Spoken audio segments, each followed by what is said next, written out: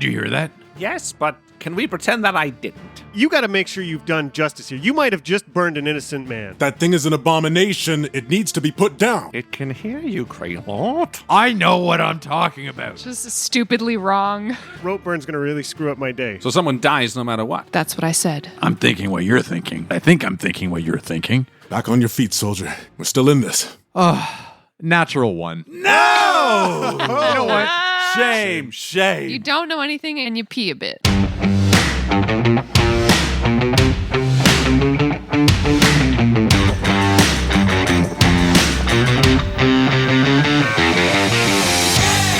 Welcome back to Dice Shame, episode 50, Cold Dead Hands. MVP this week goes to everyone who's been listening along with us since the start of our journey. Anyone can be MVP. Just find us on social media and say hello. For our 50th episode, we were asked to be a part of the D&D celebration and produce an episode set in Icewind Dale. Alongside Red Moon role-playing, Venture Maidens, One-Shot Onslaught, and Adventure They Wrote, this episode can be found in its original form on the D&D website. Thank you again to everyone who listened and helped grow our show by sharing. All right, are we ready for this? Let's do it.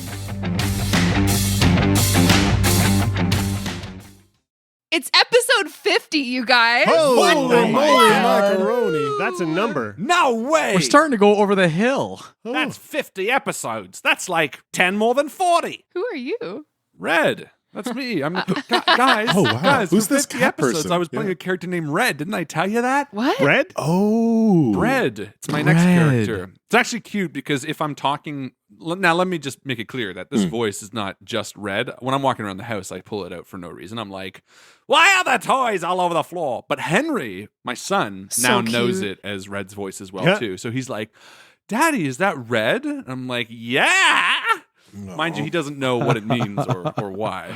He's a fan. Oh, he's the biggest fan. He loves Dice Shame. My kid hears me do an impression of Doran, and he runs for cover. He's like, my head! I want to keep my head! Joni? I wish. Come here, kid.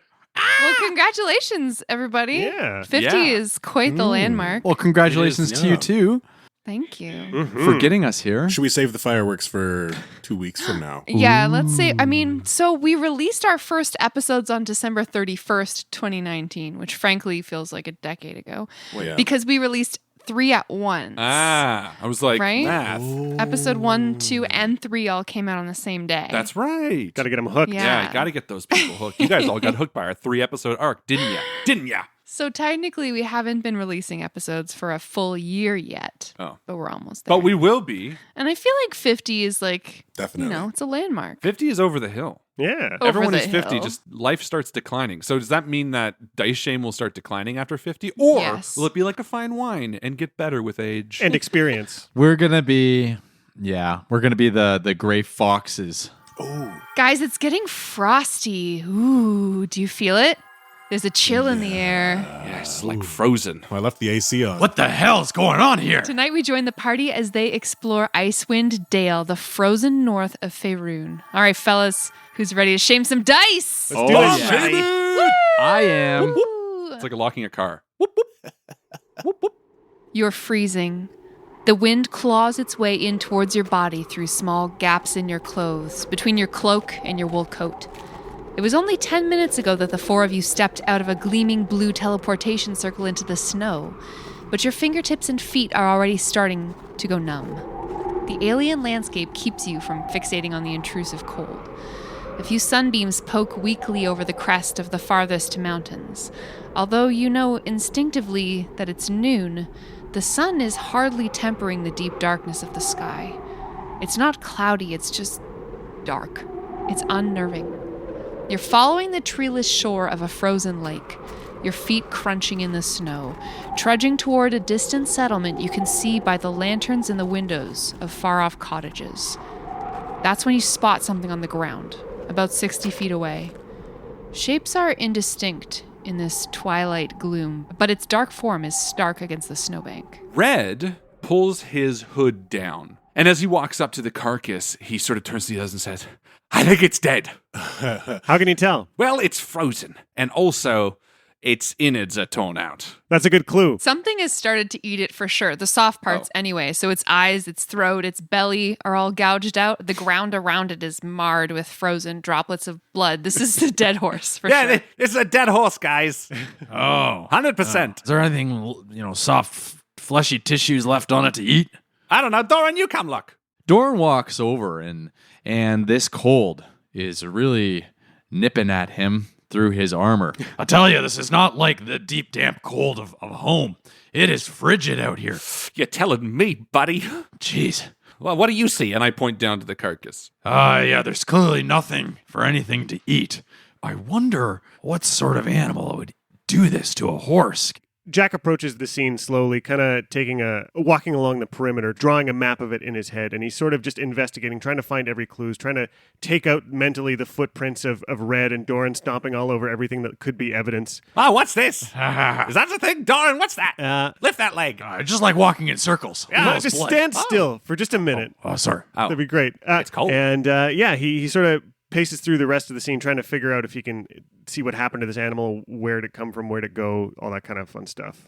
And I rolled a 9, but I'm good at investigating, so I got a 16. Hey, not bad. Yeah, it's interesting. As you pace around this carcass, you note that there are no tracks here. Either snow has fallen and covered them, or else the creature that killed this horse didn't make any. Does it look like fresh fallen snow? Yeah. Red bends over and puts his fingers to the snow and then licks it. Yes, this is fresh snow. Hey, step back, Doran. Jack, I'm going to take a look at this corpse here. Oh, sorry, Krayla. Kraloth begins to inspect over this horse, and he's going to see if he can suss out exactly what happened to this creature. I'm going to do a medicine check. Sure. 14? This is a vicious attack. As you cast your eyes over the dark figure, you see that its spine is almost separated in several places. And the teeth that made these bite marks are very big. Jack, can you remind us what we're doing here again? Yeah, Jack, what the hell is this place? And Red sort of looks around. He's shivering to himself and standing next to Doran as the two of them are not used to this sort of climate. I appreciate y'all coming with me. It's an old school friend, Dazan. He's staying here in East Haven now. He's got some fancy thing he wants to show me. He might have dug something up. He's always been the kind of guy who has a chip on his shoulder trying to prove he's the best. Really into that. But in a place like this, what the hell is this? I feel like you know a lot of those people, Jack. Yeah, why are you always bringing us to weirdos? All my friends are weirdos, and I hope you feel, in pleasant company. I don't mean to exclude you. This is East Haven and Icewind Dale. We're as far north as possible, and Jack snaps his fingers, and this illusory map of the world appears. And you can see Waterdeep, where we've been, and sort of all of our, golden fields and all these other travails, and this little teleportation circle. And then suddenly this one dot way far off in the northwest corner of the map. That's where we are now, just miles and miles and miles away from where we've ever been together. So you're telling me... And Doran's now got out his leather-bound notebook where he keeps track of maps and notes. And he flips and he says, well, where the hell am I going to put this on? My map is only so big and my book is only... I'm going to have to start and he's grumbling a bit. I'm going to start... Don't start drawing too much till we get to somewhere a little warmer. We don't want you to break any nibs with the ink frozen or anything. Yeah, this is true. There's some villages up there. Let's get over there. Let's see if we can find Dazan. I agree. Yeah. Yeah, I could use a warm drink or maybe just something to wet my whistle. Yeah, I could use a beer and a stew as well. Yeah, beer sounds good. The weight of the snow on the rooftops of East Haven gives it the appearance of slumped shoulders, as if the town were resigned to its fate. The buildings huddle along the shore of the frozen lake, and iced-over docks poke out of the snowdrifts to where fishing skiffs and small ships lean at crazy angles trapped in the ice. Many of the cottages are dark, but a few show signs of life within, with a pale curl of smoke from the chimney or the weak light of a candle shining from beyond a frost-curtained pane of glass. The homes are built on short stilts. The gaps of darkness underneath them could conceal anything. The streets are eerily quiet, though they show the tracks of wagon wheels and boot prints in the snow. Several larger and more well-lit buildings appear to be public establishments, inns, shops, each of them bearing a similar sign outside, fringed by icicles. Watch thy pouch. Watch thy pouch. How does anybody live here? Red says, turning to Kraloth and Doran. Yeah, I don't get it either. Yeah. Kind of reminds me of Barovia in the wintertime. Oh, don't talk about that place. This is spooky enough. You're right. You know, I'm used to having no sun because I live underground, but I've kind of been getting used to it on our adventures. Seeing the sun come up in the morning, but this place, this is dull. Look, you can't even see the sun. I thought it was noon when we left, Jack. Okay, now, Doran, hush now. There are people around. Oh, sorry. And Kraloth looks around at these huts, and is there anybody here? The streets are pretty quiet, actually. You spot a couple of figures bundled up in coats and furs coming down the street towards you, but there aren't that many signs of life here. Dear friend Dazan, they're from here? No. You know, as kids, we went to school. My sister Olinar, she taught us both, and then we did a summer in Luskin together. You know, he got a little invested in some of the magic stuff, and I really wanted to go explore the world. I think he got involved with sort of the wrong crowd for a while. I don't know. Yeah, Jack kind of trails off, and Doran's like, More magic than Jack. Yeah, Doran, those figures that were walking down the street are almost upon you, and they're hurrying down the street. And one of them shouts up at you, "No lottery tomorrow! They're lighting up the wizard! Hurry! You'll miss it!" Lottery. Wizardry. Lottery? And they, run down the street. That doesn't seem too good. Let's follow. And I'm going to run after them. Lighting up the wizard. Are there multiple wizards up here, Jack? None of that sounded comforting. And we all rush our way there. Can I catch up to these people? You have feline agility, do you Yeah, not? Red, sort of just trying to figure out what the hell's going on, runs after these people and stops them. Hey, wait, hold on. What do you mean the wizard's being born? What do you mean lottery? Oh, you're not from around here, are you? No. I'm sorry. I thought you were one of my friends. Oh, Jimmery. well, Jimmery's not here, man, but I am. What wizard? What are you talking about? What is a lottery? we all kind of catch up at this point. Yeah. Doran, severely out of breath. Cardio's not my strong suit. I'm not out of breath, Red. It's frigid. I'm cold. Oh, of course. I roll my eyes to Kraloth. Look, I can see my breath. The guy's runs his hands through his hair, pulling off his toque, sort of shakes some of the snow off of it. He's like, well, they found him in town. He was wearing a disguise. Sounds guilty, right? Doesn't it? One innocent man disguises his appearance. Anyway, better him than me. Come on. I think with a bewildered look, I look to the others and sort of, I guess, follow. Yeah. Yeah. Let's maybe not talk a lot about how we got here or that one of us is a wizard. I just got a weird feeling out of that interaction. So maybe we'll just keep that on the down low for a minute. I feel like the four of us exchange knowing glances about this conversation. We're like, yeah. And as Jack says that, we kind of all nod our heads and say, yeah. Yeah, except Red doesn't really understand. He's like, yeah, wizards are cool. Let's go. A crowd has gathered in front of the town hall, a 2-story building flying the flag of East Haven. In the midst of the ground, there's a tall wooden stake to which a pale, naked human man has been bound. Ooh. Members of some kind of militia use torches to light the straw tucked around his feet. Fanned by the cold wind, the fire catches quickly. Dazan does not struggle or scream, as he is quickly engulfed in flames. No! That was...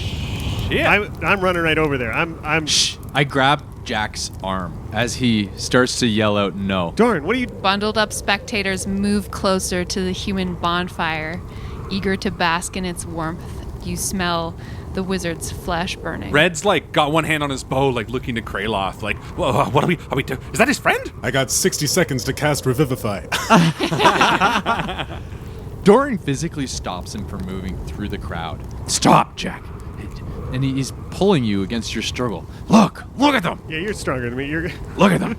They're burning his body alive. You gotta stop. There's nothing you can do for him now anyways. You don't want to be up there yourself, do you? He's right, Jack. Play it cool. Who knows why he got burned? Kraloth is going to look around, do a perception check, and see if he can see anyone who looks like they're of import or self-importance. Oh yeah, roll that for me. Self-important. I look self-important. 23. I mean... Nice. Yeah, just Wow. past the pyre, you spot a half-elf woman in a red tailored coat with a fur hat. She's standing on the steps of the town hall with her arms crossed. Her face is bathed in flame. She's watching you. Kraloth puts a hand on Jack's shoulder, catches his eye, and then nods up to the half-elf woman. Okay, but look, if we're gonna do anything, let's be smart about this. Jack, you don't know why they killed your friend. If it's because he's a wizard, then you need to play it cool, Right, guys? And I looked at Doran and Kraloth to like, come on, we can't come into this town and start yelling. Never stopped us before. Well, I agree. We've got to form a plan. Honestly. And now we're kind of huddled and we're kind of talking to each other. I kind of felt the same way. You know, Jack, I can't even imagine you up there. I'm not gonna let you jump. Okay. Nothing like that is going to happen. All right.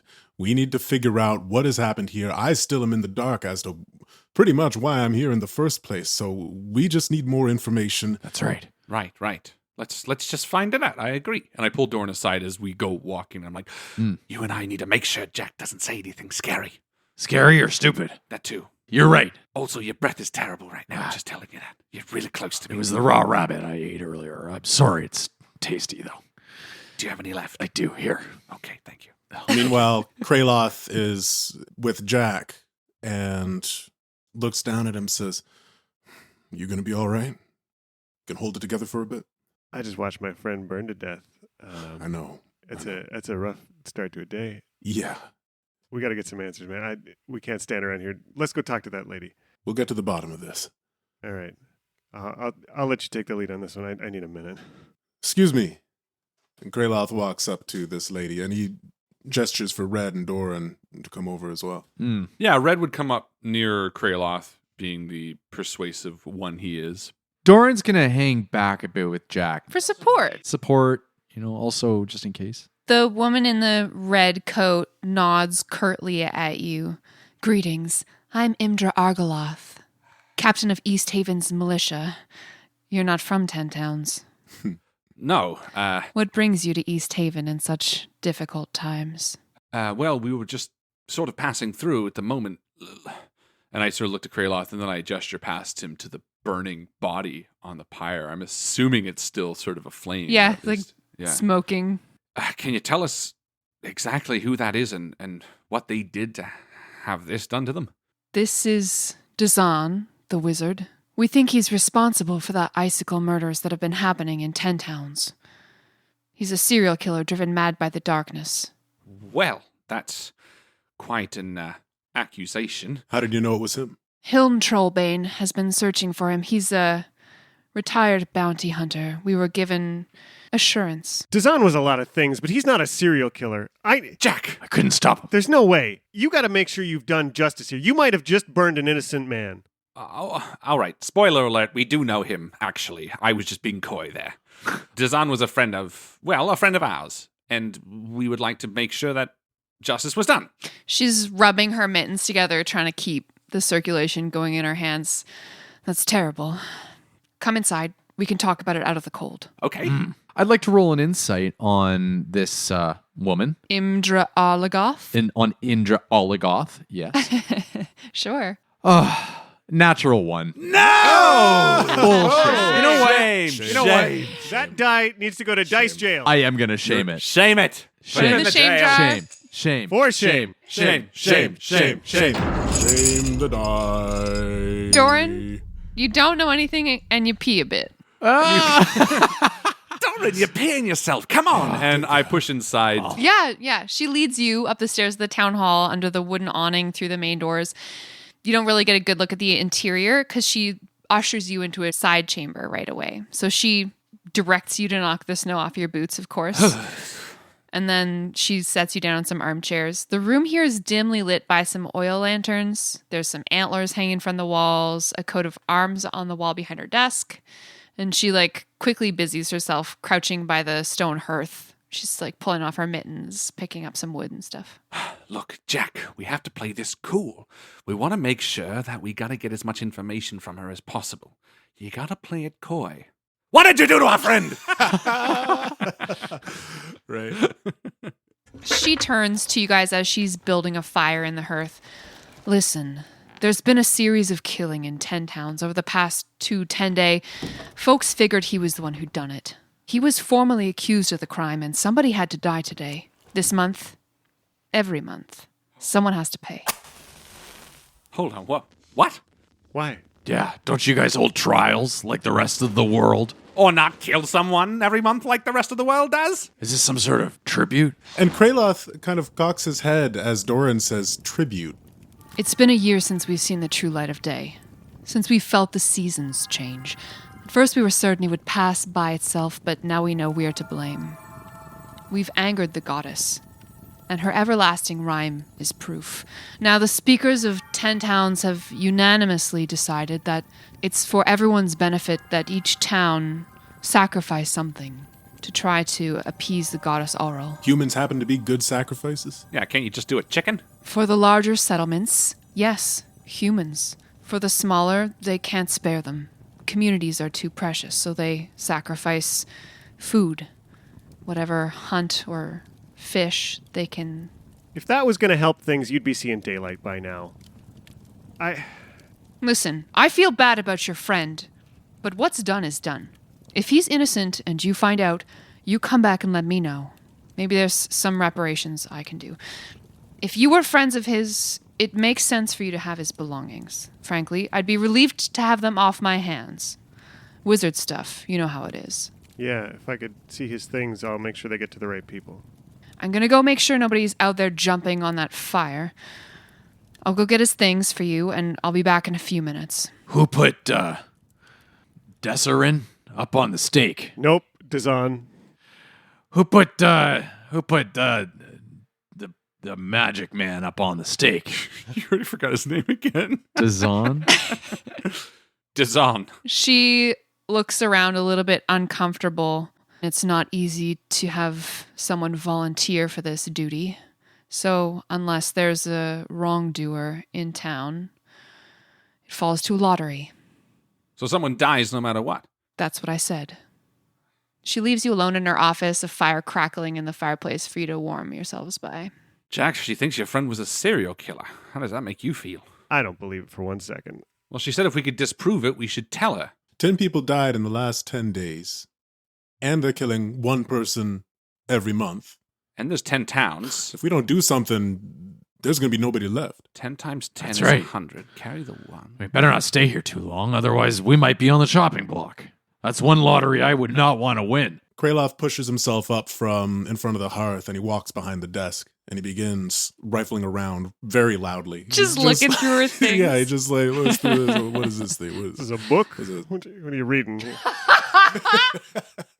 I'm sure he's innocent, but he also sent me a pretty big letter talking about digging down to some magnum opus deep archaeological stuff. And knowing the way his passions can lead him, I don't know what he uncovered down there. This town seems pretty focused with their own bullshit. We got to go figure out what he was up to and finish his business and just make sure it's safe. Maybe something that he uncovered had made his brain all wacky and made him kill all those people. Maybe we can do 2 birds with 1 stone. Yeah, she comes back in. She's got a large leather satchel, which she drops on the floor in front of you guys. That's what he had on him when we brought him in. Thanks, Indrid. Where are you off to next? Well, probably wherever this satchel might lead us. If we are traveling, is there any easy way to get around down there? It looks a bit spooky. Well, you won't get far walking, that's for sure. It gets dark real fast around here and stays dark. This is about as bright as it gets. It'll last for another hour or so and then night comes back on. Can I recommend Scion's stables? Of course. His animals are extremely hardy. Just east end of town, can't miss it. You know, just because we look rough doesn't mean we have to sleep in stables. Can you maybe recommend another place that's got Doran, heat? she's saying if we want to travel, Oh, like horses and stuff. sorry, I mean, yes. Indrid, thank you. She leaves her office again with kind of a nod. She's trying to be polite, let you guys sort of go through your friends' things with some privacy. You find inside the satchel a whole lot of wizardly belongings, which I'm sure make Jack's eyes light up with recognition. There's a lot of spell components, you know, phosphorescent moss, 3 nutshells, 300 a diamonds. golden wire. You do find powdered ruby worth 50 gold pieces. Oh, nice. Some dried caribou meat that he was probably munching on. I'll take that. And you find a map. I love maps. That's my favorite thing. I'm going to open that map up first. This is a map of the area around Lake Dinashare with East Haven, Caer Dineval, and Caer Konig indicated, as well as a spot marked to the northeast, some 4 miles away. And there's little writing, Jack, that you recognize as being in Dazan's hand that says, like, Aw, hell yeah. Like right beside that place. So pulling out the map and just showing it to Doran first, just because I'm sure he's going to be the most interested. Yeah. I think this has got to be wherever Dazan was excavating. This has got to be where it is. If there's anything we can learn from what happened here, I think that's where we got to start. Just to put his stuff to rest, we got to go there. All right, buddy. Whatever you need, we're here for you. If you guys go take care of the horses, get them from Sans, maybe Kraloth, you and I can see if we can dig a quick grave for Dazan. I was thinking the same thing. Good luck with that. Yeah, it's gonna be frosty out there digging a grave, I'll tell you. I'm sure we'll find a way. Also, I don't know how much of him is left, I say to Doran, like, as we go to walk out. And Doran and I head outside. I think he's cremated. We'll meet you at the stables. Thanks for sharing the map, by the way, Jack. And Doran kind of pulls out his own leather-bound book and jots down this map really quickly before leaving. Red and Doran are walking outside, and Red turns to Doran and is like, Doran, would you rather be frozen to death or burned alive? What a silly question. Probably burned, personally. What about you? Yeah, me too. I mean, it is frigid out here. God, so spooky and cold. As you walk through these deserted streets covered in snow, there's a scratching sound coming from the darkness under one of the cottages you pass by. Jeez. As you watch in horror, a creature emerges from the crawl space. It's a hunched form covered in rags, and it stumbles through a snowbank towards you and nearly falls. And you realize it's an old halfling woman. Oh. Her windburned skin creases in 1,000 places. She grimaces toothlessly at you. Spare a coin for this old woman. Oh, sure, if you'll go away. And he reaches into his bag and pulls out a silver coin. Not gold. Okay, a So gold rude. coin, fine. Like, I pull out a silver, and then she's looking at me, and I put it back, and I grab a gold coin. Doran resheathes his great axe. As she reaches out and takes your coin, Red, she grabs you by the wrist. Her hands are cold as ice. Her cloudy eyes burn you with their intensity.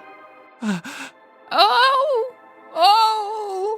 sweet creature whose fleet spirit left for the winds to scatter like ash. You call her name into the dark, where teeth bite, where claws slash. Across the sea, across the veil, through the world that you once knew. Your closest loves, your family, shred your hopes, betraying you. Be wary, child, for danger lurks around each frozen river's bend. Not just evils in the night, but evil in the one called friend. And I, pull my hand away. Gah! Your hands are so cold! And she just kind of cackles and backs away slowly. Did you hear what she said? Yeah, well, something about frozen rivers and... I feel like he would have pulled out his book and started really jotting this down real quick. Yeah, do him next! I yell under the thing to the halfling woman. Yeah, as she's walking away. back underneath the cottage though. Let's get moving. You see her goleming with the little gold coin, precious. Yeah, let's get out of here. That made me uncomfortable. That was creepy. Kraloth and Jack, so you guys approach the rear of the crowd who are still huddling around this burning pyre.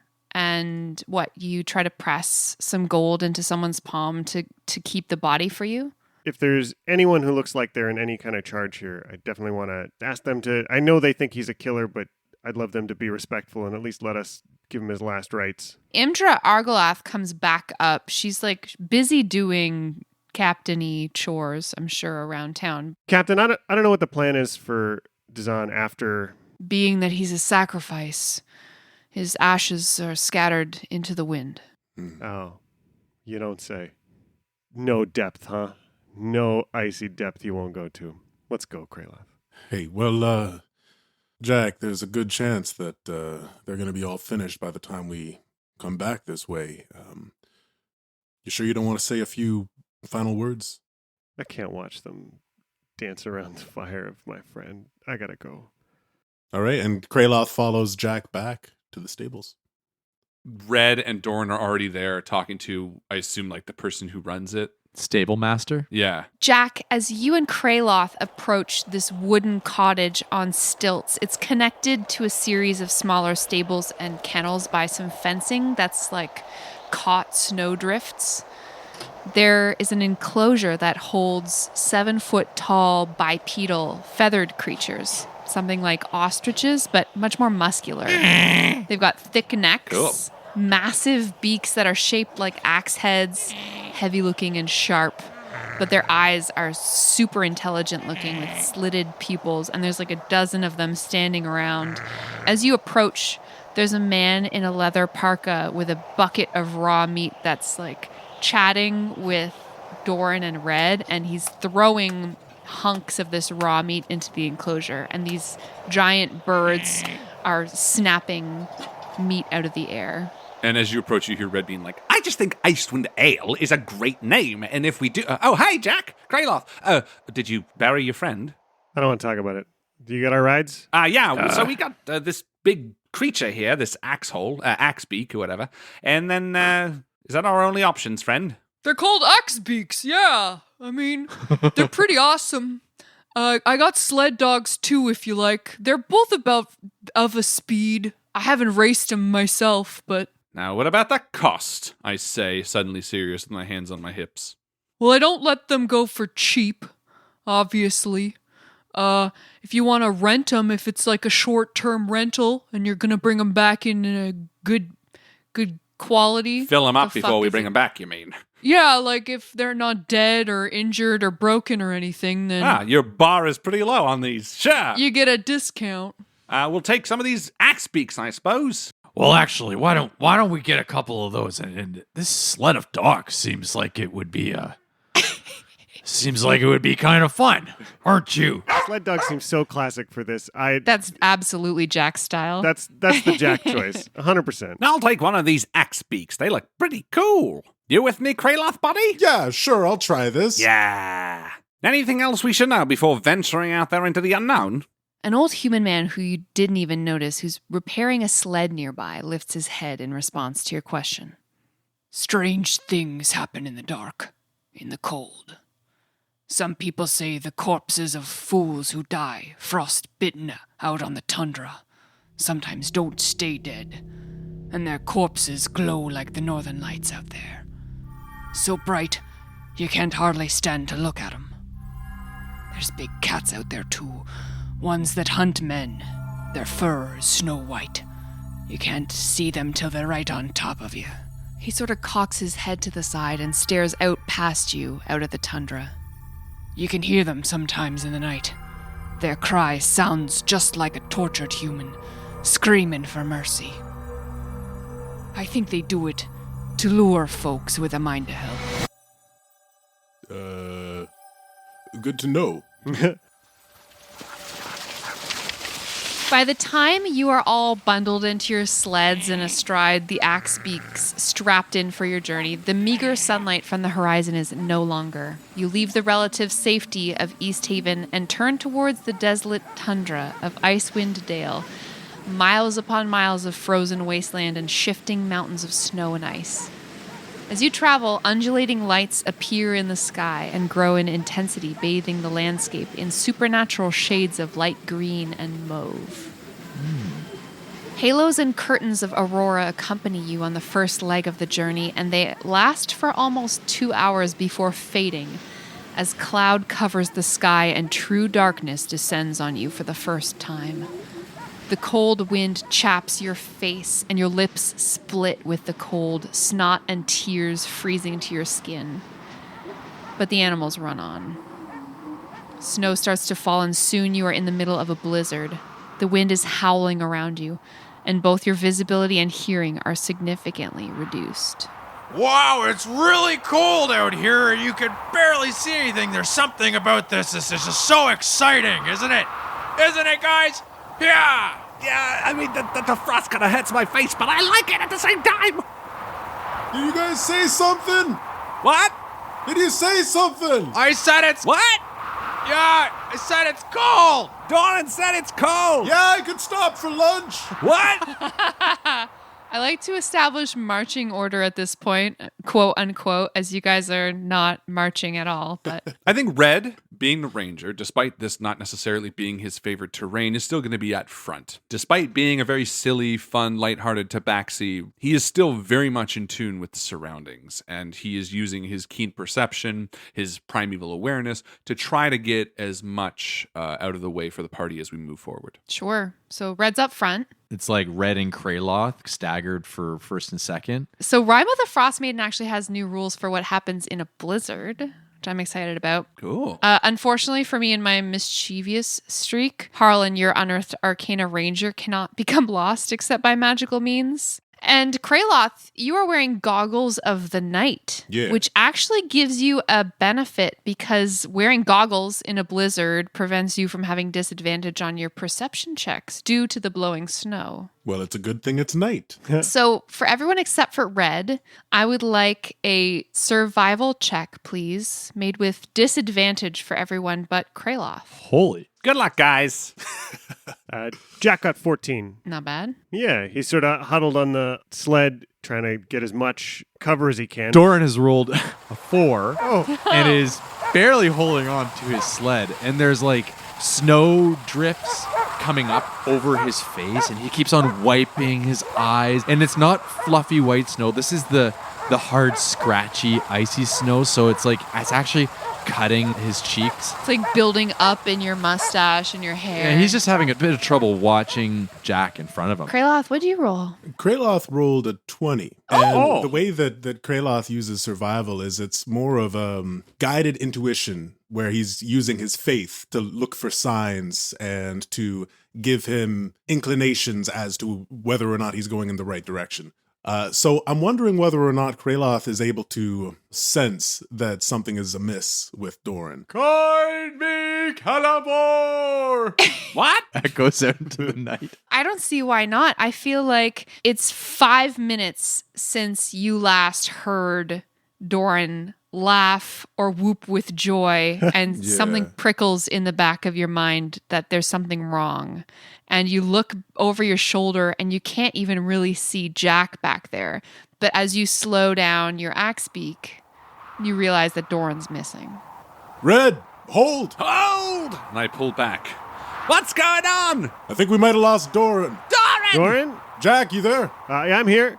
Red has something called primeval awareness, which allows him to find within 5-mile radius humanoids, his favorite enemy, as well as giants, but not so worried about them right now. So instinctively, he swings off his axe beak, puts one of his severed ears to the ground, and casts this for 1 minute so that he can sense anything in a 5-mile radius. Can I sense Doran? Mm-hmm. Perfect. After the minute, there's like a miniature snowdrift that's blown up against the side of you because you're basically lying on the ground here. But Yeah. you detect your friend Doran traveling perpendicular to the way that the party had been going. Oh, And I hop back on my axe beak and I ride towards him. Doran!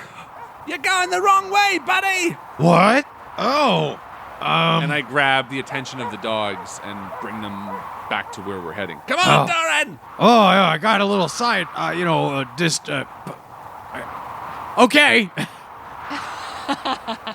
And we ride back towards the other two. Awesome. Come on, guys, we gotta get out of this blizzard. So after about 4 hours of travel, slowed down a little bit by the blizzard, you just barely make out on the horizon a 20-foot high, irregularly shaped spur of rock that's jutting out of the tundra. It's just barely visible through the storm. What do you want to bet that's it, Jack? Says Doran from the back of the group. feels like it's about the right distance. I feel like the blizzard's a bit subsided. Yeah, Now it's yeah. just cold and windy. If that's what it is, Jack, then we need to go to it. I'm getting a cold out here. Lead the way. And I start riding towards the tower. We all follow. Everyone gets close. Yep. Close enough. Its smooth and shiny surface cannot possibly have been worn down by the wind. No, this spire protruding from the snow looks utterly out of place, as if it had been thrust into the ground. I'd like to actually perform one of my proficiencies here, which is stone cunning. Oh. So that means whenever I make an intelligence history check related to stonework, I'm proficient and I add double my proficiency. It's funny you should mention that, Alex, because in the adventure, baked into the text, it says the dwarves' stone cutting trait can prove useful here. no way! Nice. Much applause from your DM for Wow. absolutely nailing it. Inspiration. Do you have inspiration, Alex? I don't. Well, why don't you take some? Oh, Here you are. okay. Thank you. Okay, I'm going to roll my history check.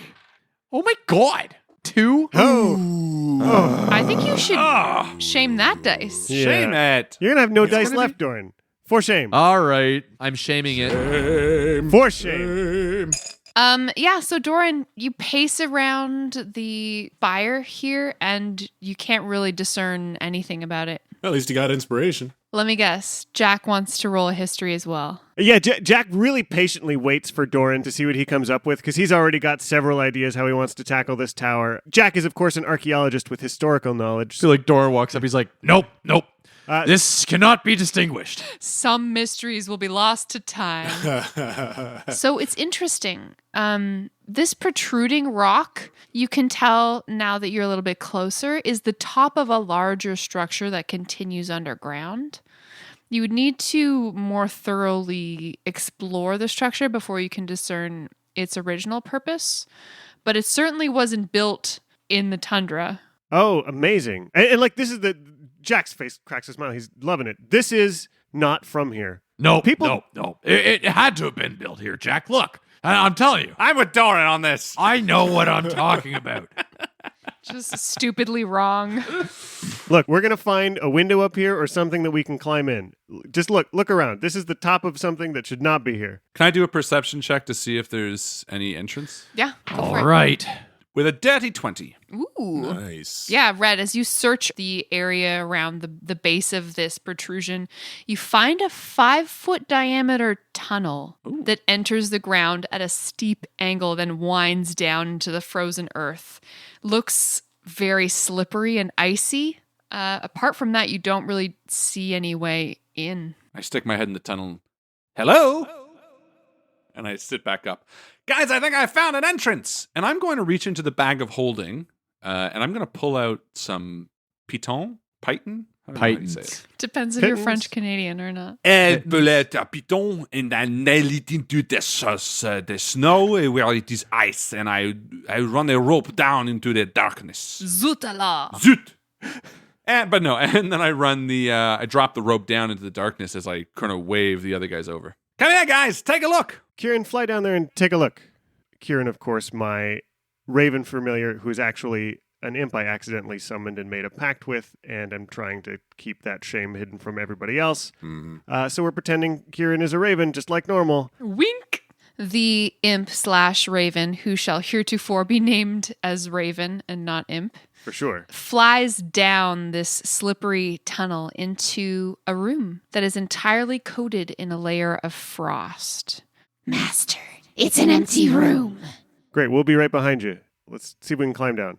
Yeah, and since I have a climb speed, I'm sort of standing at the entrance now with this rope hanging down there, guiding everyone in. I'll go in last. Come on. Come on in, Jack. Yeah. Doran, Kraloth, sled dogs, Axebeak. You guys secure the animals, make sure they've got shelter. You're not cruel. no. Well. Doran takes the rope, and with dwarvish glee, he hops in and slides down. Woohoo! Doran, you land on your butt Yeah. at the bottom of this tunnel. Who's next? If Doran's down there, I'll go. You gonna climb or are you gonna slide? I'm gonna climb. Red's like the guy at the top of this water slide at the park. He's like, go. Yeah, Go. I mean, Yeah. my hands are my lifeblood. If I can't cast spells, I got nothing. So I got to be very carefully babying them in this rope. Rope burn's going to really screw up my day, so we're not sliding. These fingers are worth money. Kraloth comes next. Kraloth brings his goggles down and he peers in the hole. He says, hey, why don't you go first, Red? It's, Sure. And he without a hesitation, just jumps. Doesn't even hold the rope. Just whee! All the way down to the bottom. Bumps into Jack. Oh, sorry. Where's Kraloth? Hey, maybe I'll just wait up here with the birds and the dogs. Come on, I Kraloth. can go back up and get him again. I don't mind coming down again. It's all right. I can just do it again. I mean, he might like the help, Red. You know how he feels about heights. And like Red immediately, with my climbing ability, like doesn't even use the rope, climbs back up.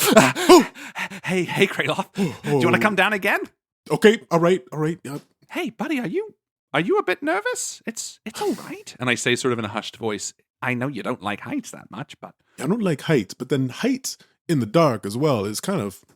I mean, I got the goggles, but well, here, I'll do you a favor. And I take off the goggles and I'm like, now you don't know what's coming.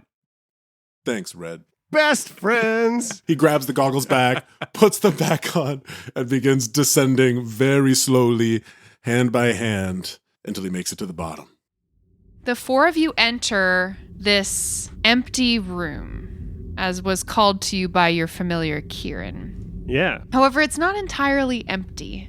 There are two identical stone statues hanging down from the ceiling like stalactites. Kieran, how long have we been working together? Statues are not empty. This is incredibly important. And they're upside down. That is a detail I need to know, just in my soul. Whatever. What's Jack yelling about? I don't know. He was complaining about the statues. The crows said that there's nothing in the room, but there are statues. Across from the statues, there are two wall sconces that have upside down flames burning in them. And then a wooden door leads from the room on the east side, but it isn't flush with the floor. All of a sudden, your perception flips and it's clear that you're standing on what was once the ceiling of an entry room. Wow. Oh, so I guess this whole thing's upside down. I can't wait to get to the bottom of this, or the top of it. So, tell me this, oh wise companions. When we came in here, did we flip? And are we actually on the ceiling, or is this thing upside down and we're just... Doran doesn't know how gravity works. Hey, Doran, just, I want to get you caught up here. I'm going to roll a perception. Sure. Is anybody actually gonna answer me? Yeah, we're all just looking in our pockets of the room while Doran stands at the center. 12. And what are you trying to perceive exactly? Just anything extra? Yeah, is there any big treasure chests with lights illuminating them?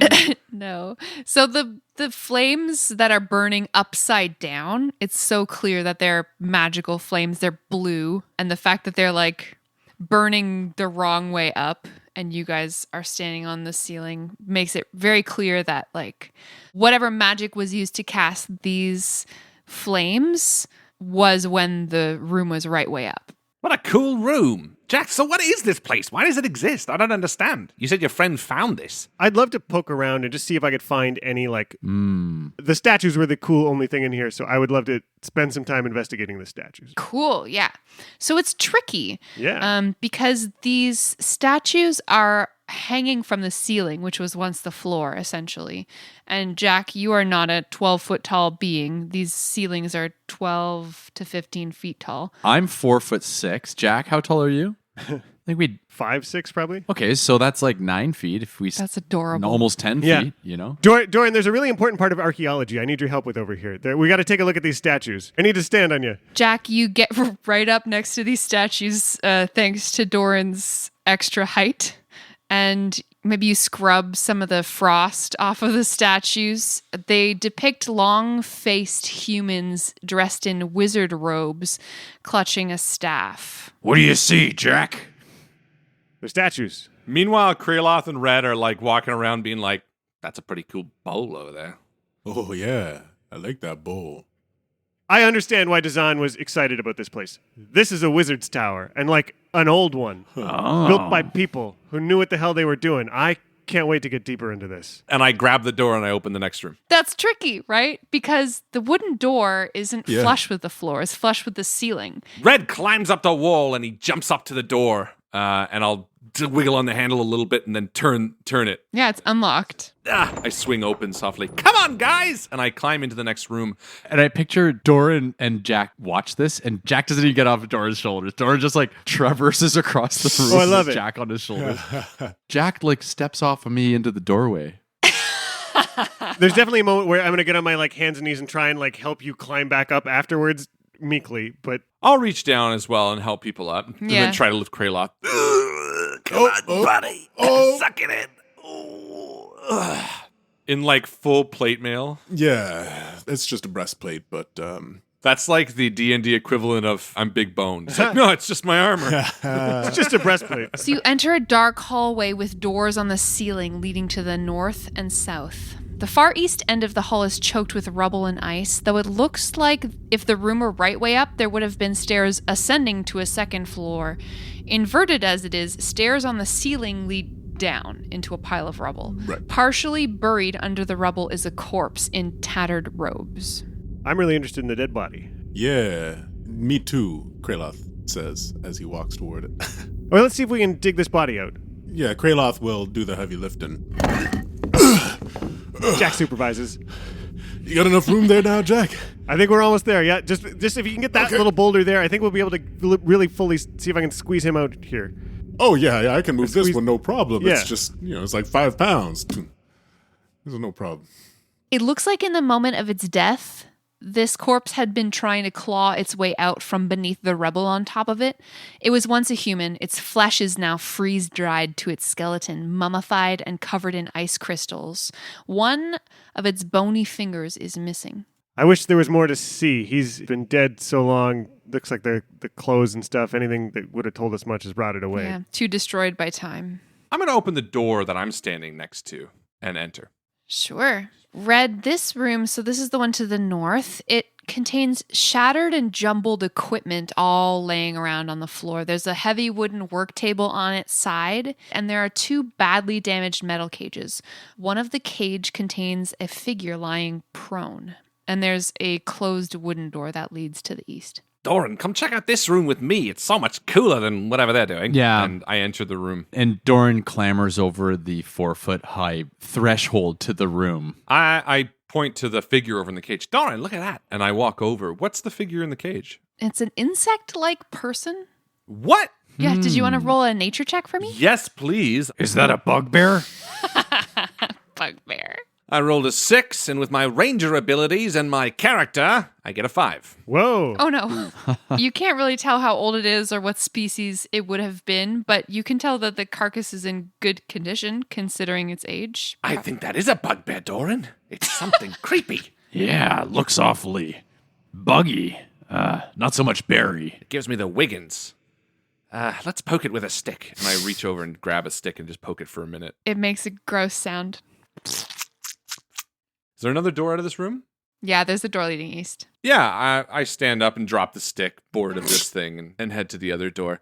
Guys, there's a weird buggy thing in this room. Doran and I think it's a bugbear. Good luck. And we open the other door. A bug? Oh, I can't wait to see it.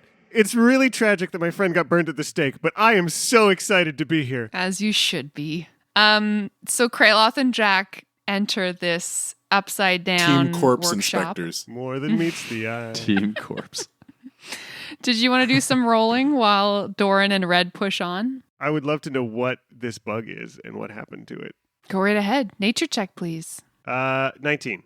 It's nice, but it's not nice enough. You can't identify it. Yeah, I'm sorry. Well, it's dead, I can tell you that much. It's a bugbear. We already figured it out. Come on, Doran. We're smart, too. I feel like moving into the next room, Red very gracefully leaps into the next room and then slowly, like he's running 1,000 hurdles, Doran's like climbing another one. I'm coming after you. Come on. Yeah, and then collapse onto the other side. Yeah, and Red's like moving so quickly ahead and then just waiting for Doran. The floor of this room is covered with the wreckage of 2 cabinets, shards of glass bottles, cork stoppers, and the evidence of long spilled fluids. There are stains on the floor and some frozen pools. In a niche in the far corner of the room, a closed metal chest is bolted to the ceiling. Hello. I'm thinking what you're thinking. At least I think I'm thinking what you're thinking. Let's take a look-see over at that chest. And without even asking, I climb onto Doran's shoulders.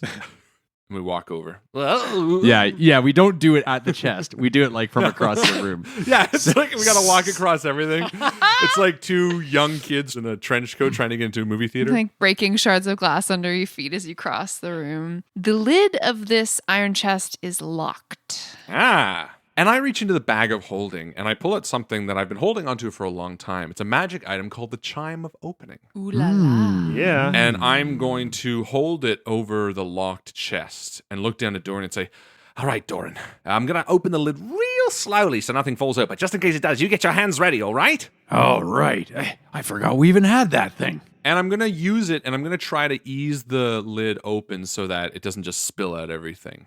Smart. Here we go. And I cast it. And I feel like it's almost like a wood block where you knock it and this sound reverberates from it. Like, woo, woo, woo, woo, woo. And I hear this snap inside the lid as I sort of let it down easy and I look at what's inside. Do you have inspiration? I do not. Well, I'd like to give you inspiration for being so careful with opening this chest. Thank you. I will take it. Out into your waiting hands, Red, 4 potion vials roll from this chest. Oh, cool. Wow. Well, I sort of show Doran a little bit and I put them in my bag of holding as I climb down off his shoulders. There's a strange sound that begins to echo through the rooms, starting very quietly. It's a tapping sound you barely hear, but it starts to get a little louder, almost in response to the sound of your chime. And then it disappears. Did you hear that? Yes, but can we pretend that I didn't?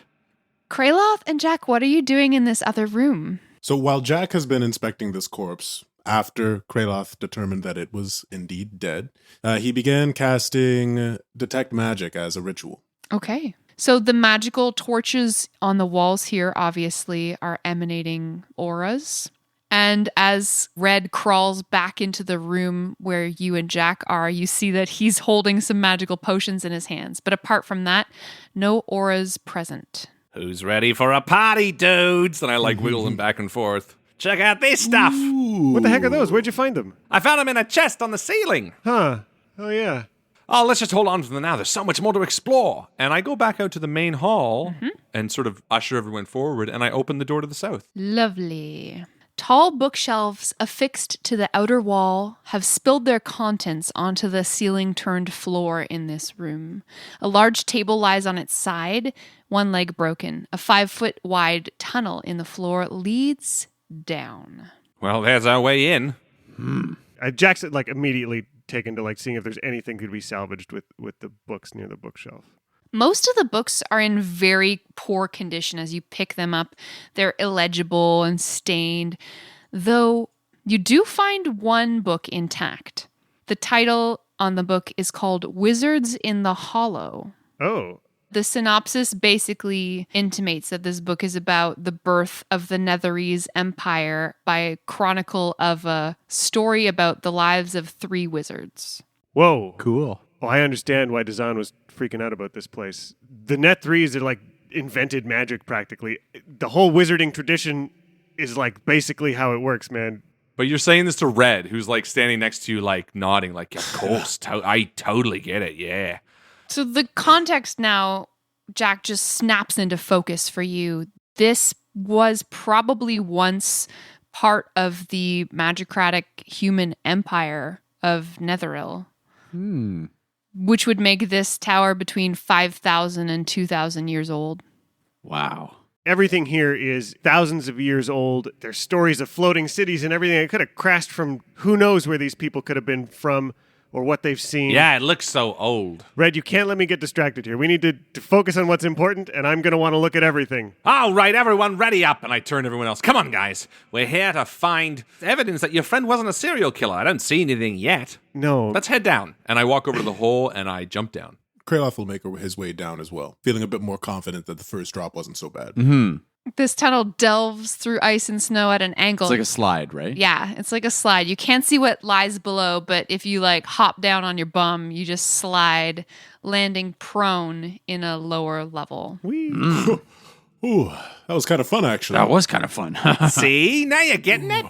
Where are we now? This tunnel opens down into a large room that has its own tunnel leading down. It appears to have once been a wizard's laboratory, as evidenced by the upside-down storage cupboards and empty shelves fastened to the walls. There's shattered glass and alchemical equipment strewn across the floor, and arcane symbols painted on what is now the ceiling but once the floor. In the middle of the space, 5-foot wide passageways punch through the ceiling and floor, obviously lead to the other levels. Near them, a partially collapsed wall exposes a room that lies beyond to the west. Doors on the ceiling lead to the north and east. The easternmost door is open and spills rubble from a choked spiral stairwell. So it looks like the door to the west has the tunnel in the way. So Red sort of hops over that to the open doorway leading to the other room and takes a look in there. What do you see in there, Red? It's kind of dark, but... and I'll do a perception check. Please. And that's an 18. You are in an empty semicircular room. However, as you turn back to call towards Doran, you spy something on the ceiling. There's an 8-pointed star carved into a shallow altar on the ceiling. Oh, cool. That looks like there's a 8-pointed star. That mean anything to you, Doran? Doran immediately looks to Jack. That'd be a religion check. He did ask me. Just tell me and I'll tell him. I got a 24. This is the holy symbol of Mistral, the first incarnation of Mistra, god of magic. And you also know that holy shrines to Mistral are rare places full of mystery and occasionally secrets. I will... Just tell him. I can't repeat that. Just tell him. No, Dorian, you need to say it because I'm going to be too excited and want to stick around here forever. So you... All right. You tell him. He'll believe him if it comes from you. It's just a symbol of Mispril. Yep, that's close. The Manspril. first incarnation of the god of magic, It's the first incremation of the god of magic, Red. Yeah? known for secrets. Known for secrets. Oh, neato! So there's lots of secrets around here. Thanks, Dorian. Thanks, Doran. I'll do an investigation check on it. Yeah, you don't see anything apart from what I just told you. Can I just start pulling on it? If it's secret, maybe it's... You touch the altar? Yeah. Stupidly. Make a dexterity saving throw. Oh, no. Shit. You said he was a good guy, didn't you? I don't know. Mispril. You know what? I'm going to use my inspiration for this. And that is a 12. So the altar hangs like 9 feet above the floor. So I guess you're just kind of jumping and batting at this altar. Very cat-like. As your paws graze its surface, a stoppered flask filled with blue liquid appears in a shimmer of light atop the altar and immediately falls because it's hanging from the ceiling. And with a 12, you catch the flask just moments before it breaks on the ground. Oh, nice. Whoa. Something fell out. It looks like a cool flask. I'm coming in there. Hold on. And Kraloth is going to step over the hole and next to Red. Look, buddy! And I hold up this flask. What do you think it is, Kraloth? Well, you said it was attached to that thing? Yeah, I pulled on it and it fell out like a super secret. And you can see Red licking his lips. Hey, well, it might have been a trap. But no, they wouldn't leave a trap up there. And I kind of like give this look to Kraloth, this excited look that you've seen before in Red's eyes. Back from when you and I know each other for months in Waterdeep. You know, this like fire in Red's eyes that's a bit like, I should do this, shouldn't I? And he like with his other hand really slowly goes to unstopper it and looks at Kraloth. He's like, it'll be all right. And he downs the whole thing in front of you. Kraloth gets his hands ready. He's done this before. He's got his like 300 gold pieces worth of, he's got his diamonds ready. He's like, all right, Revivify is this word. Doran looks at Jack. I mean, this wasn't in a chest. This was in a hidden secret magic altar. I feel like this is something good. Red, you start to feel strange. My tummy hurts. Okay. And you gain a new magical ability. A what? A what? Wow. Yeah, you drink all of it, right? Every Yeah. last drop. Yeah. You gain the ability to cast minor illusion as a cantrip at will.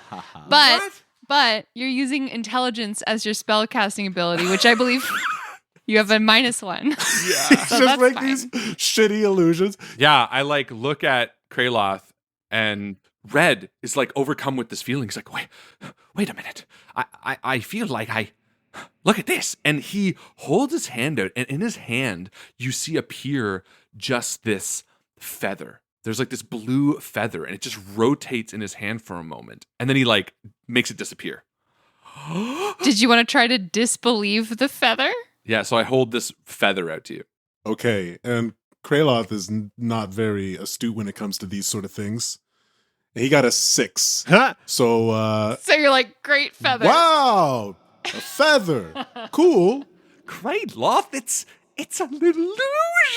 And I like wiggle my fingers through it. I'm like, I just got a new spell. Hold on. But only you and I know. We can have some fun with this. Let's just put a pin in it for now. And we hop back across the pit. Just the giddiest smiles being hidden from at least Red's face. He's like, Yeah. Okay, guys, let's get going. Kraloth is just a little confused, I think. Anyway, wasn't there another door around here? Doran's like already at this door. He's climbed up. He's kind of standing on the lip of the threshold, and he swings the door wide open.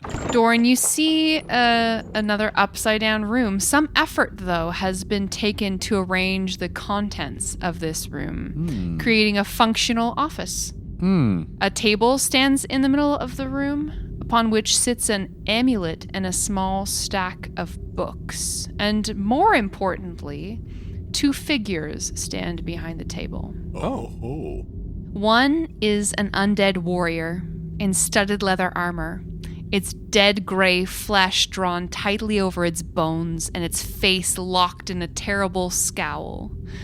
The other is an attractive young man in cold weather clothing. His face behind a frayed witch's hat displays studious eyes and a warm smile. Doran's like, oh, he kind of falls into the room, dusts himself off, and looks up. He says, There's people in here. How you doing? I'm Doran. Greetings, Doran. What brings you to the lost spire of Netheril? I think we all make our way over. Once you hear Doran talking to somebody. I don't really know what to tell you right now. I didn't expect to see anybody in here. Hi, I'm Jack. What a wonderful surprise. This is Dazan. Kraloth makes his way into the room, and in this kind of awkward pause, and he says, "Get back, it's undead!"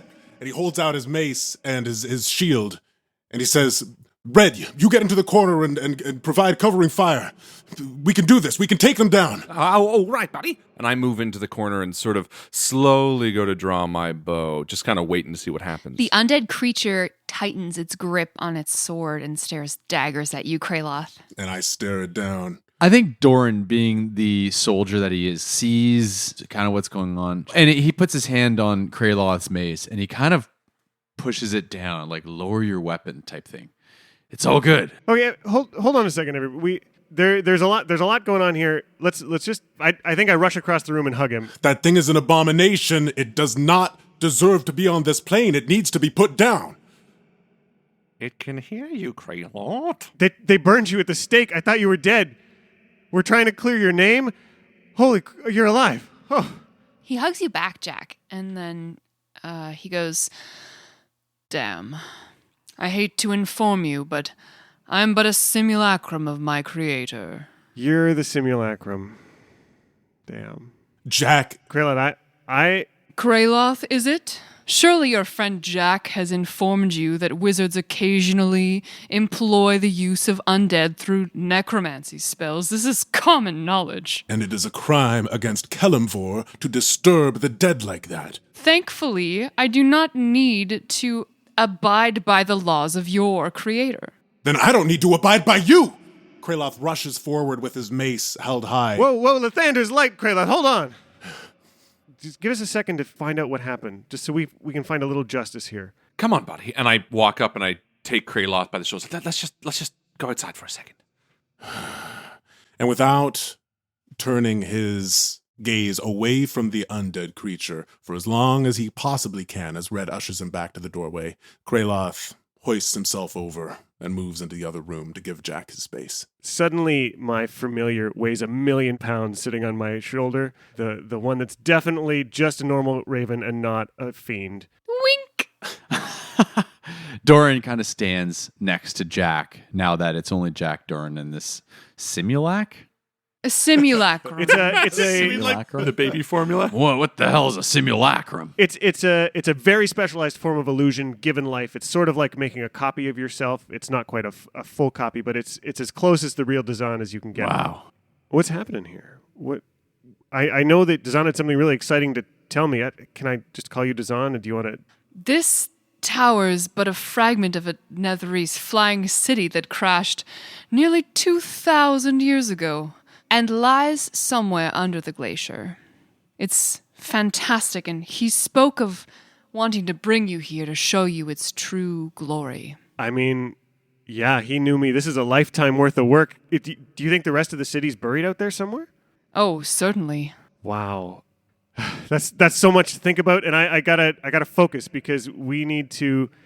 Like, they killed him because there's a bunch of killings going on, and the sun is out. Know anything about that? I know that the savage people of the 10 towns are committing whatever atrocities they need to try to remedy this everlasting darkness. Yeah, that didn't sound like a great plan to me either. Red and Kraloth, you're just outside the door. What are you talking about? It's all right, buddy. Look, just breathe. I know you don't want to deal with this right now. I've seen a lot of undead, and I have never seen an encounter with one go well. Are you talking about the creature or Jack's friend? Anyone who associates with the undead can't be trusted. Okay, but think about this for a second. If he was killed, as we saw in town, and he was innocent, then doesn't he deserve another chance at life? Shouldn't we let the simulacro whatever be? The simulacrum I haven't made up my mind about, but his undead lackey, that creature, whoever that was, doesn't get to rest when it's in this simulacrum's employ. Red, if you think that it's a good idea that we don't destroy this creature, then I'm on board reluctantly, but I've been in this exact situation before, and it hasn't ended well for the people who told me to hold. Look, buddy, I got your back, all right? If anything happens, I promise you I'll put one right between his eyes. For now, let's just play it cool. I'll do my best, Red. And then we make our way back to the room, join the others sort of quietly at the back watching. As you re-enter the room, you are in time to hear the simulacrum say, Jack, on the lowest level of this inverted tower, my creator found a chamber that can turn illusions into reality. The life spark of a living creature is needed to activate its power. As a creation of snow and shadow, I have no spark of my own, and Krintas is no help in this regard, I assure you. The chamber, as far as I know, cannot harm anyone. I'm listening rapt, and you can see, like, and just all the technical details I'm analyzing, but I know I got a shitty read on people, and I'm in no space to, like, tell if this guy's bullshitting me. So there's part of me, like, looking back over my shoulder as Kraloth and Red enter the room, just trying to be like, is he full of shit? What do you make of that? Red takes a step forward and just says, listen, are you the serial killer that they say you were? He spreads his hands wide and he says, I'm no serial killer. And I'm going to do an insight roll. Yeah, which is a 16. Nice. As far as you know, everything he's told you is genuine, and he simply wants another chance at being a living creature. And I look at Jack. As far as I can tell, the crimes that they killed him for, he didn't do. The rest is on you. He sort of assesses the expression on your face, Jack, for a minute, and then he takes a step toward the table upon which the books and the amulet sits. He picks up the amulet in his hand. It's this 4-inch wide disc composed of silver-framed wood with a rune carved on its face. And he considers it for a minute before holding it out to you. And he says, if you need me to sweeten the deal, Jack, you can have this trinket. I want nothing more than my friend Dazan to be alive. But my eyes have not left the trinket since he's offered it. Mm-hmm. It definitely does interest me enough to want to look at it too, even though I'm trying to, like, say the most noble thing that I think is appropriate.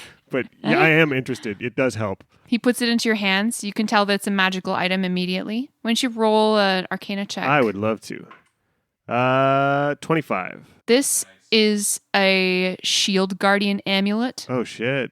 It's going to require attunement before you can find out any of the specific details.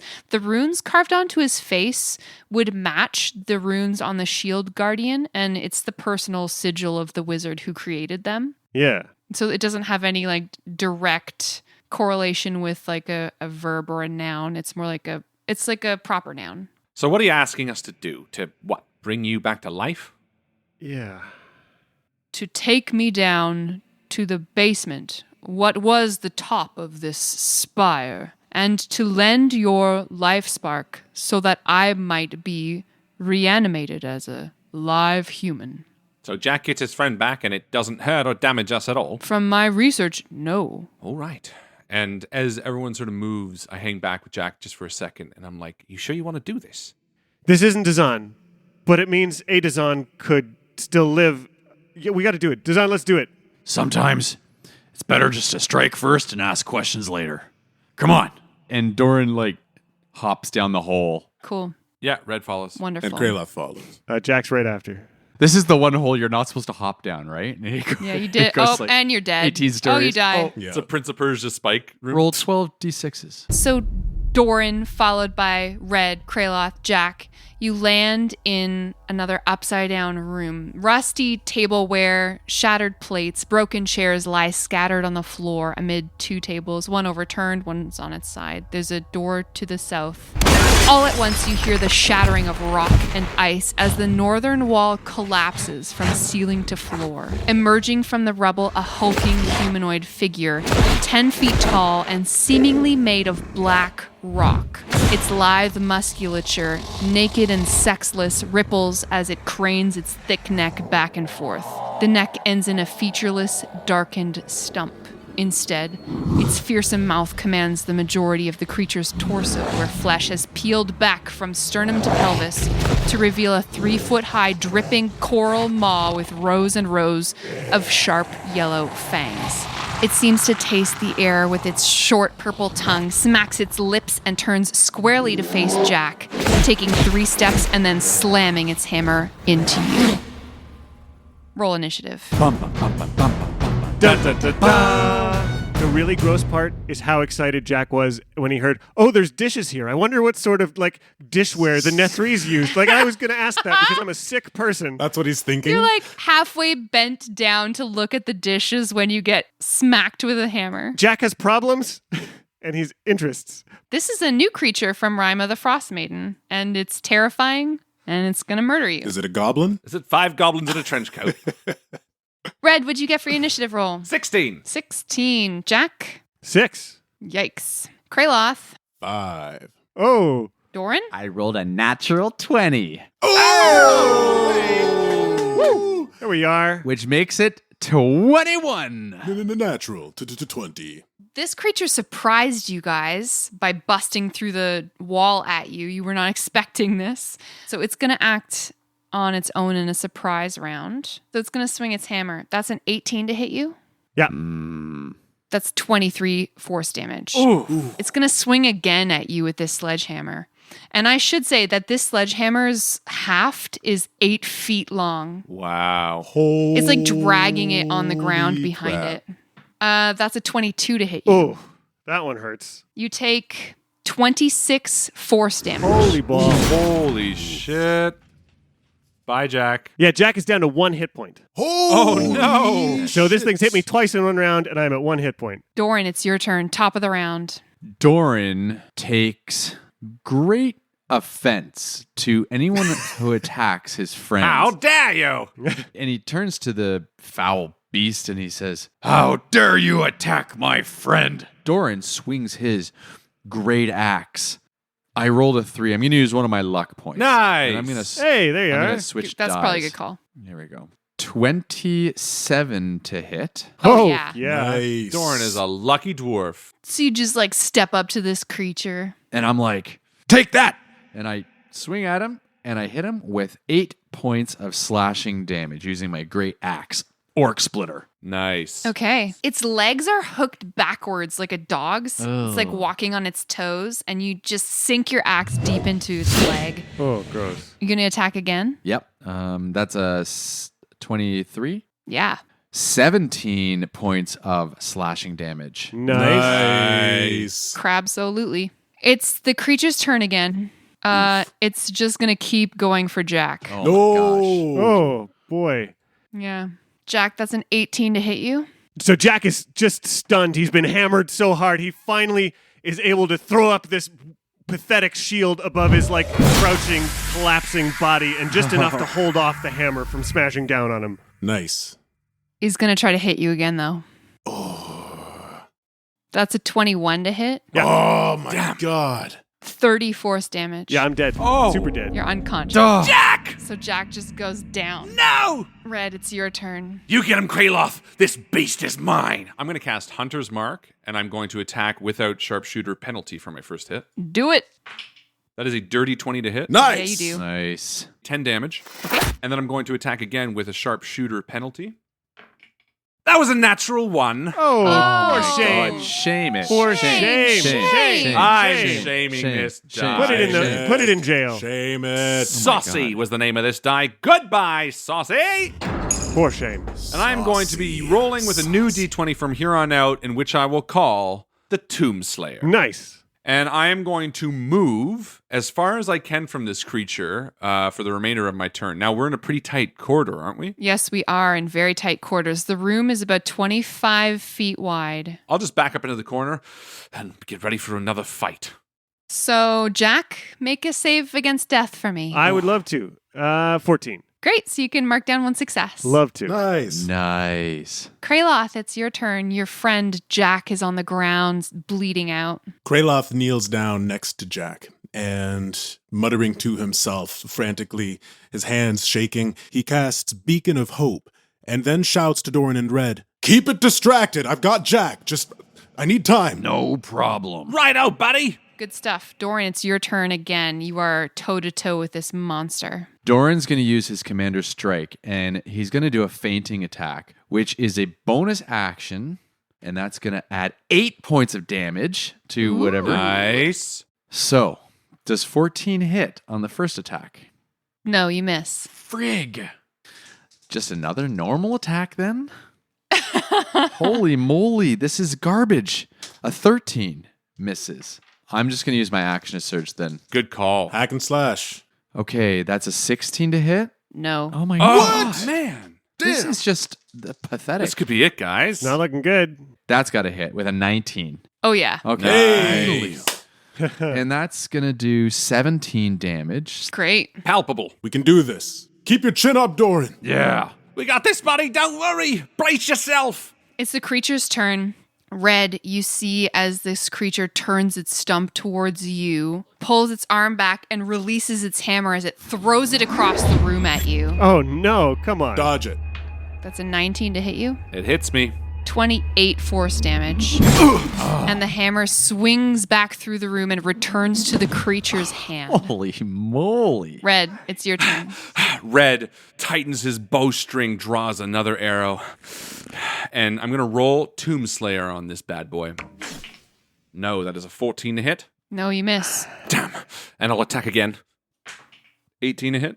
That hits. Hey! That is All right. 17 damage. Nice hit. Good stuff. Okay, Jack, you're stable. Yeah, that's a plus. That's all we can do with your turn. Nice. Kraloth, what do you do? Kraloth brings his big hands down on Jack's chest, and with a word, he casts Cure Wounds as a level 3. And because of Beacon of Hope, you are going to get max healing from this Cure Wounds. You are going to get 27 hit points back. Wow, nice. Oh, thank Lathander. And Kraloth. Your eyes flutter open. You're underneath the feet of this monster. Oh, yeah. Not a good place to be. You're alive. Back on your feet, soldier. We're still in this. Doran, you're up.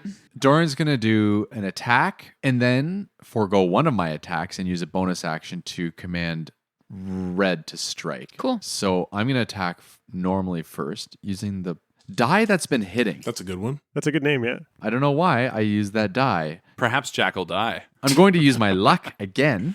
This is the second time I'm using my luck. Luck And- be a lady tonight. Okay, there we go. 19 to hit Yes. Nice. There we That'll do go. with 16 damage. Okay. Nice. And then I turn to Red and I say, Red. Yeah. Take a shot. All right, buddy. And I draw back on my bowstring, and I'm going to fire without sharpshooter penalty. and you're going to add 3 damage to this attack if you hit. Oh, I hit, baby. That's going to be a 24. Excellent.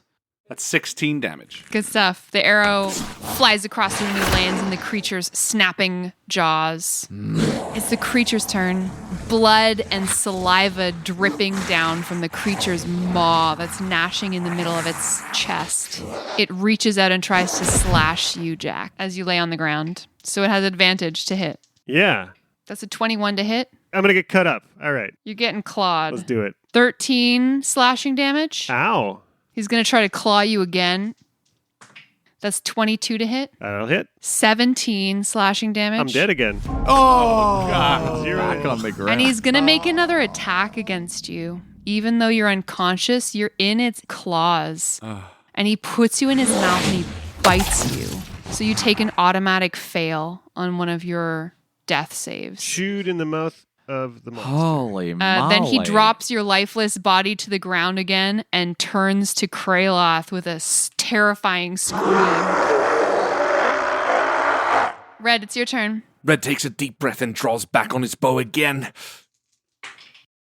No, that is a 13. Oh, damn. And I'm going to attack again.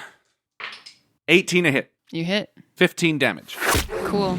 Okay, now you hear Dazan's voice echoing from the floor above you. Do you need help?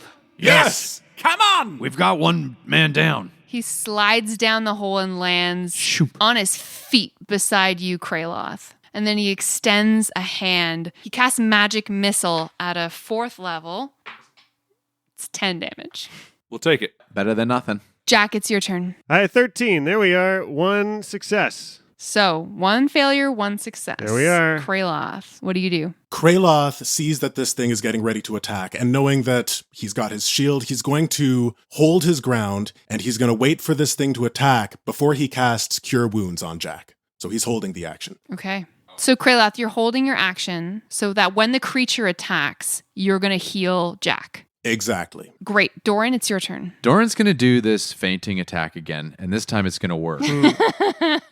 21 to hit. Yes. 18 damage. Hey! Nice. Gorgeous. Do it again. And this one's just going to be straight up attack. 15 to hit. No, that misses. Yeah. So I Yeah, swing this thing is clean. made of stone or metal or something. Your axe just doesn't gain purchase. The creature moves. It's dragging its hammer behind it on the ground. It moves around the side of where Jack is laying on the ground. So Doran and Kraloth can both make opportunity attacks against it if you like. That's going to be a 19 for me to hit. Yep. 13 more slashing damage to it.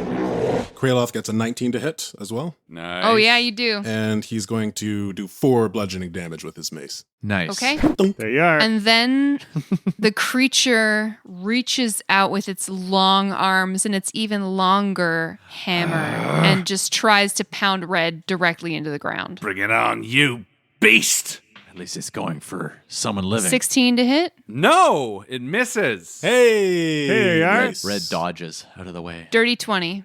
Yeah, that hits. No. 27 force damage. Red is down. Shit. It's going to be tough, guys. We can do it, though. The creature takes Red down to 0 hit points, and Red, you hit the floor. Kraloth, this should trigger your action, correct? Yes, as soon as it swings, I see it swinging towards Red, which surprises me, but I had my action ready. I kneel down, I place my hands on Jack, and I cast Cure Wounds as a level 2. And Jack is going to heal 19 points. Beautiful. Red, make a save versus dying. Okay.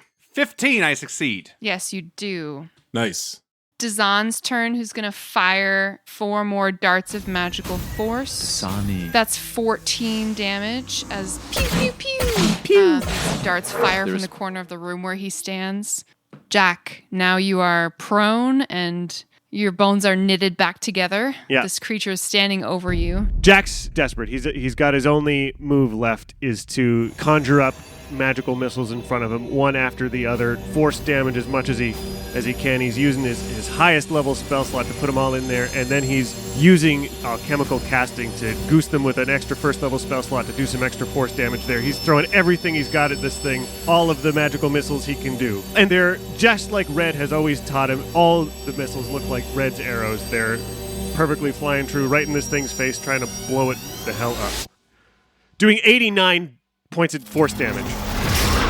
Oh. Wow. The creature just falls to its knees and then disintegrates. The hammer clatters to the ground. What the hell? Red!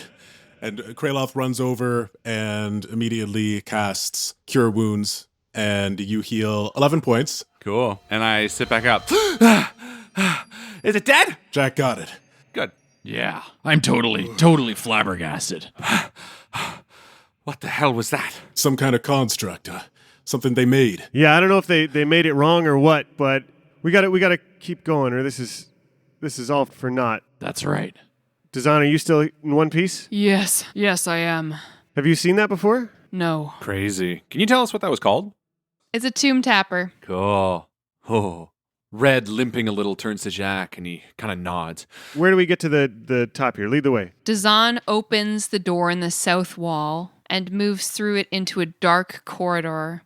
Then opens the door in the northern wall of the corridor and reveals a cool chamber. Ice With cold. another tomb topper in it. Yeah, Tomb topper? that's right. Like a cake topper. But made of tombs. The walls of this chamber are inscribed with interconnected runes and marred with cracks. What is now the ceiling bears similar inscriptions that swirl inward, converging around a golden crystal disc 5 feet in diameter. Red sort of limps in pain, holding his chest, which is healed but not fully, obviously. Is that the thing that you need to use to activate your life force again? Yes. And this illusory figure appears upside down in the far corner of the room, standing on the ceiling. And it just starts talking in a strange, foreign, forgotten language. It's like a recorded message that has a limited duration. Congratulations for reaching the end of my fun house. Yeah, basically. That's good. Dazan's simulacrum takes his place in the center of the disc, and as he does, the runes on the walls shimmer with golden light. A tiny mote of white light exits Doran's chest and floats over to hang suspended in the air in front of the simulacrum. Dazan's face looking on, hungry and impatient for life. The spark dances for a moment, then shoots forward and buries itself in the illusion's ribs. Dazan falls to his knees, gasping and contorting as the runes on the walls blaze with power. Then, just as suddenly as it all started, the runes darken, and the room is once again lit only by magical blue light. Oh, wow. Dazan, are you okay? Are you alive? Dazan struggles to his feet, breathing hard, sweat beading his brow. I'm gonna put a hand out for him. He stumbles forward and catches himself on your arm. He looks pale. That was unpleasant, but necessary. Did it work? Yes, I think it did work. I just need some rest. How extraordinary. We're glad that we could help you. Red turns to Jack. Can we please go home? And he clutches his belly, which is bleeding through his shirt. Are you gonna be okay? I'll be fine, Jack. I just need some time to rest and recuperate from this nasty ordeal. Please, I'm grateful for your visit, but I have to recover my strength. This tower will be my crown jewel before long, once I can restore it to its former glory. And Dazan walks back through the room and gestures up at the hole in the ceiling. I'll need some assistance getting up again. Yeah. I'm just gonna wrap my arms around Dazan and we're gonna levitate up. As we go back up a level, back into the room where you found Dazan in the first place, where the undead bodyguard is waiting, Dazan shakes out a tote bag and starts putting books in it for you, Jack. He puts 6 or 8 books in it, and he's like, Jack. Are we back up at the top now? yeah, you guys can start getting your things together and leaving. He wants to say something in private to Jack. Yeah, I think we sort of looked at Jack and we looked to each other and we're like, Jack, we're gonna make our way back up top to the animals. Hopefully this is everything that you've needed here. Dazan, we're happy to have helped you. And hope that you make this place a suitable home or whatever you want to do with it. Thank you. I will. Kraloth just gives him a distrusting glare and then turns to walk out with Red. Come on, Doran, let's go. Jack, Dazan presses this knapsack of books into your hand. You are delighted by how heavy it is. Yeah. He says, "Thank you so much for coming to my assistance. Before you leave, I think you should know I really am not guilty of those 3 silly murders for which I am accused. Honestly, an icicle through the heart of a fisherman, it's crude." The hand of his undead bodyguard tightens on the greatsword just a fraction. Any wizard worth his brimstone would never be so clumsy as to allow the hundreds of corpses that paved the footpaths to their greatness to be so easily found. I should hope that you have learned as much as I from this whole ordeal, that mundane folks cannot be trusted. What they would do to an illusionist today, they might as easily do to a noble half-elf tomorrow. Be well, Jack. There's a lot of darkness out there.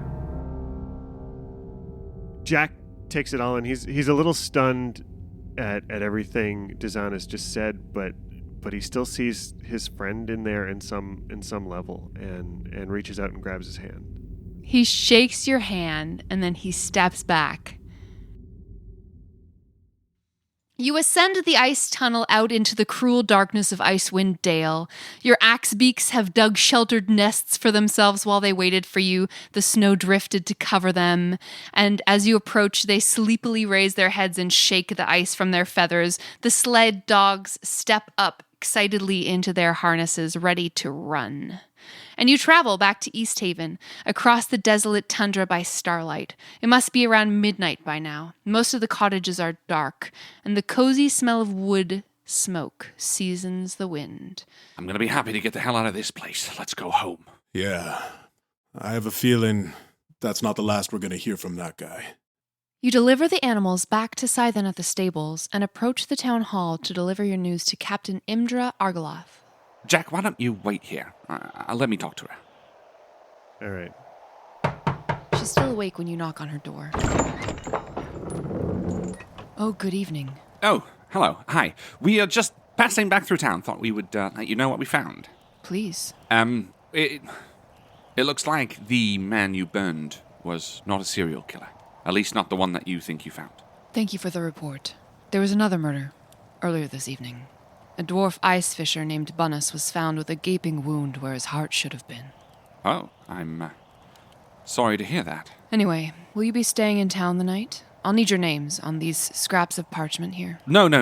We're rolling out, as of now. Probably for the best. We'll be doing another lottery tomorrow after all. Best of luck out there. Yes, and to you too. She closes the door.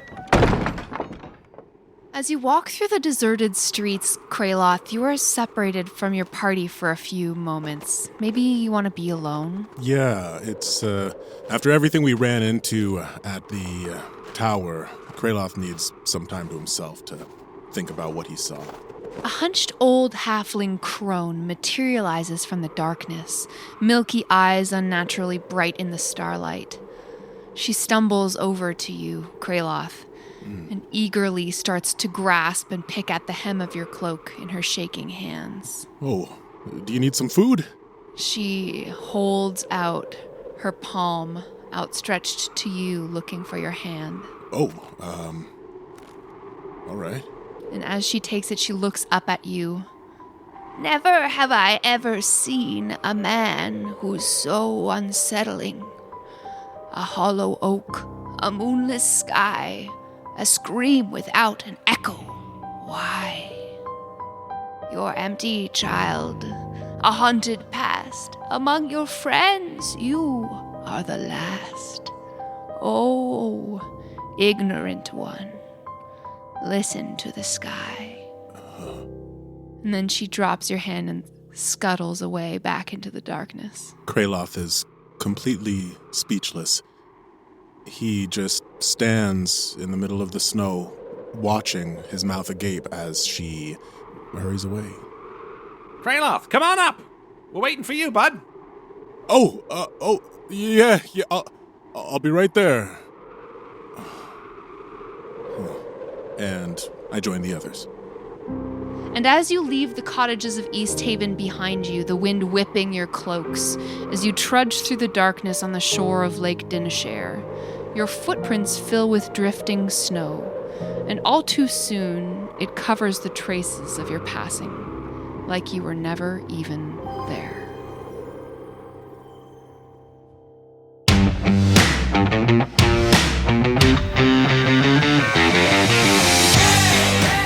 I'm going to be happy to get the hell out of this place. Thanks again to our Patreon supporters, as well as our great old ones, Michael and Brianna Weber, Adam Fry, Megan Shepherdson, and Christopher Ryan Evans. See you around the table.